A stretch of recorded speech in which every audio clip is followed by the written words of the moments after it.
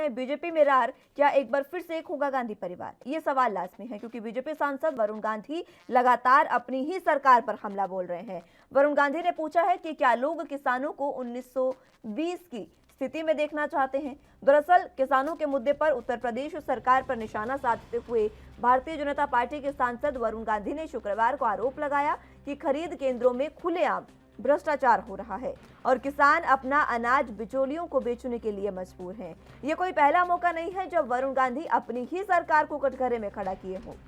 वो अक्सर अपने बगावती तेवर दिखाते रहते हैं। तो वहीं बीजेपी और केंद्र सरकार के कुछ मंत्रियों के सलाहकारों के बीच में किसानों के मुद्दे पर दो चर्चाएं चल रही है। पहली तो ये कि प्रधानमंत्री नरेंद्र मोदी ने केंद्र सरकार के खिलाफ आंदोलन के जरिए चलाए जा रहे विरोधियों के एक और अभियान को फेल कर दिया और दूसरा टूल किट फेल हो गया है और रास्ता खुल गया है।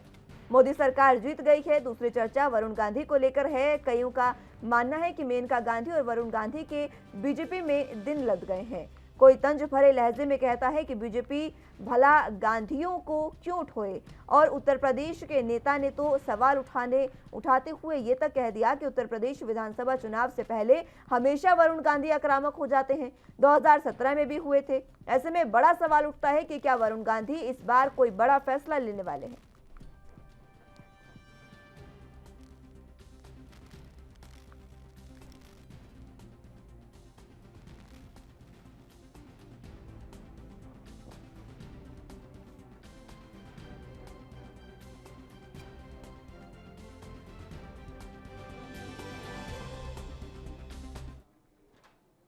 तो इस पर मेरे साथ मेरे सहयोगी योगेश पांडे न्यूज रूम से लाइव जुड़ चुके हैं। योगेश, फिलहाल जिस तरीके से एक बार फिर से वरुण गांधी के तेवर आक्रामक हो गए हैं और एक बार फिर से उन्होंने तंज के लहजे में बीजेपी से सवाल पूछा है, अपनी ही सरकार को बार बार कटघरे में रखना, क्या वाकई ये सवाल अब उठाना लाजमी हो गया है कि गांधी और गांधी एक होने वाले हैं?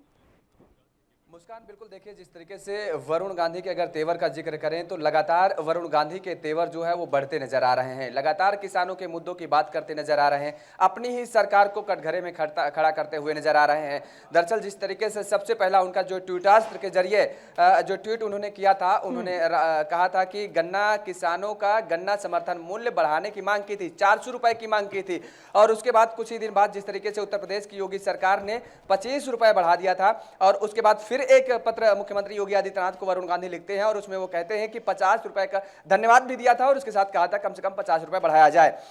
लेकिन उसके बाद जिस तरीके से अगर लखीमपुर कांड का जिक्र करें तो वहां का जो वीडियो सामने आया था वो भी उन्होंने ट्विटर पर सबसे पहले ट्वीट किया और उसके बाद अटल बिहारी वाजपेयी का एक पुराना वीडियो क्लिप भी उन्होंने ट्विटर पर शेयर किया जिस पर वो किसानों का समर्थन करते हुए नजर आ रहे हैं। उसके लिए उन्होंने लिखा था वरुण गांधी ने कि बड़ा दिल होना चाहिए किसानों की बात को समझने के लिए और उनको सुनने के लिए। लगातार हमला बोल रहे हैं। इस तरीके से पिछले दिनों अभी जो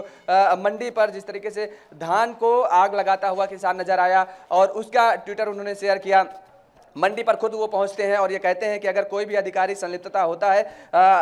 भ्रष्टाचार में लिप्त पाया जाता है, उसका कोई सबूत उन्हें मिलता है तो वो सख्त कार्रवाई करने की मांग करेंगे और लगातार सरकार को घेरते नजर आ रहे हैं, किसानों को मुद्दे को उठाते नजर आ रहे हैं। ऐसे में कहीं ना कहीं अगर अब उनकी लोकप्रियता है तो आम जनता के बीच बिल्कुल बढ़ती नजर आ रही है। बिल्कुल अगर मुस्कान अगर जिक्र करें 2017 के चुनाव के पहले तो कहीं ना कहीं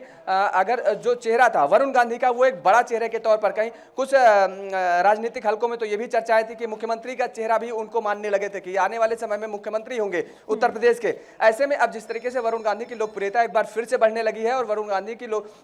जो आम जनता के समस्या है उनको उठाते हुए नजर आ रहे हैं। तो कहीं ना कहीं प्रियंका गांधी का जिस तरीके से आपने जिक्र किया, राजीव गांधी के समय का अगर जिक्र करें, राजीव गांधी के दौर से प्रियंका गांधी ही वो ऐसी शख्स थी क्योंकि अगर गांधी परिवार के नजदीकों की माने तो वो बताते हैं कि प्रियंका गांधी ही वो थी जो कि वो हमेशा चाहती थी कि उनका छोटा भाई परिवार में शामिल हो, परिवार के साथ चले, परिवार के साथ कंधे से कंधा मिलाकर के चले। और लेकिन अब जिस तरीके से अगर राजनीतिक सियासी हलकड़ों में देखें तो कहीं ना कहीं राहुल गांधी और प्रियंका गांधी की सक्रियता नजर आ रही है और वो अपने बल को, अपने दबदबे को ये कहें तो वो जता भी चुकी हैं। क्योंकि पंजाब का हाल आपने देखा,